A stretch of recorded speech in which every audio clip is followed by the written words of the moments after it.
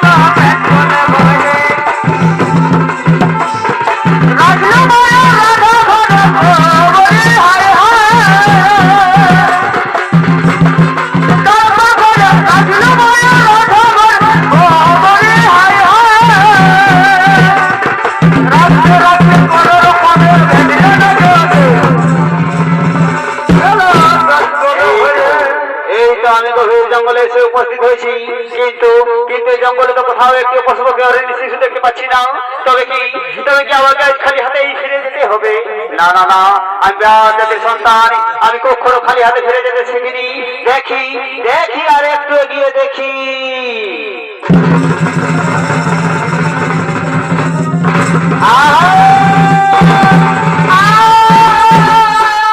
এই তো একটি হরিণ শিশু দেখতে পেয়েছি। হ্যাঁ হ্যাঁ, আমি হরিণ শিশুকে হত্যা করবো, আমি হরিণ শিশুকে হত্যা করবো।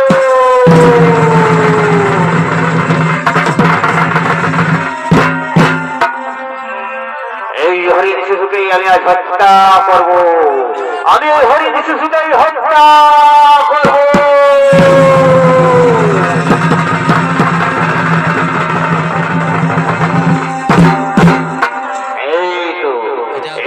আমি আমার শিকার পেয়ে গেছি, কিন্তু এক্ষুনি আমার ঘরে ফিরতে হবে না। আমি নিত্য মহাদেবের পূজা করি, কিন্তু এই গভীর জঙ্গলে বিরাট শিবলিঙ্গ।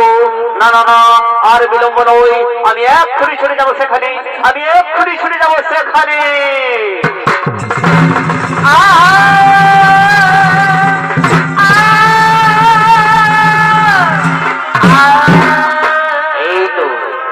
আমি গভীর জঙ্গল আমার দেবতার কাছে এসে উপস্থিত হয়েছি, কিন্তু আমি তো বোঝার পদ্ধতি কিছু জানি না। তবে আমি অন্য দিনের মতো আমার শিকার করা মাংস অর্পণ করবো আমি শিবলিঙ্গে। হ্যাঁ, আমি এভাবে পূজা করবো, আজও আমি এভাবে পূজা করবো। ও নমো মহাদেবায়, ও নমো মহাদেবায়, ও নমো মহাদেবায়।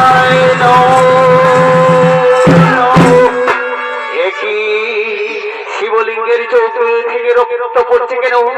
একই হলো, একটু বন্ধ হয়ে আসছে কেন? তবে কি আমার মাংস পরে কিছু ভুল হয়েছে? কি করি? হ্যাঁ হ্যাঁ, আমি আমার নিজের চোখ উপরে আমি ওই শিবলিঙ্গের চোখে স্থানে বসিয়ে দেবো, তাহলে তো আর চোখ বন্ধ হয়ে আসবে না। হ্যাঁ হ্যাঁ, আমি আমার চোখ উপরে আমি ওই শিবলিঙ্গের চোখের স্থানে বসিয়ে দেবো।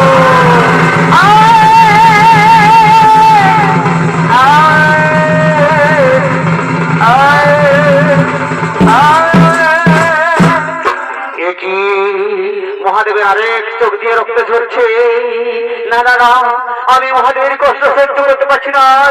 আমি আবার দ্বিতীয় চোখ উপরে আবার আমি ওই শিবলিঙ্গের চোখের স্থানে বসিয়ে দেব।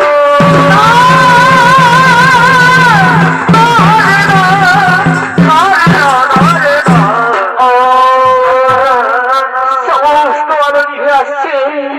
না না না, আমি যার কিছুই দেখতে পাচ্ছি না। আমি এখন কিভাবে আমার স্ত্রী সৎমতি কাছে ফিরে যাব? আমি যার কিছুই দেখতে পাচ্ছি না। আমি এখন কিভাবে আমার স্ত্রী সৎমতির কাছে ফিরে যাব?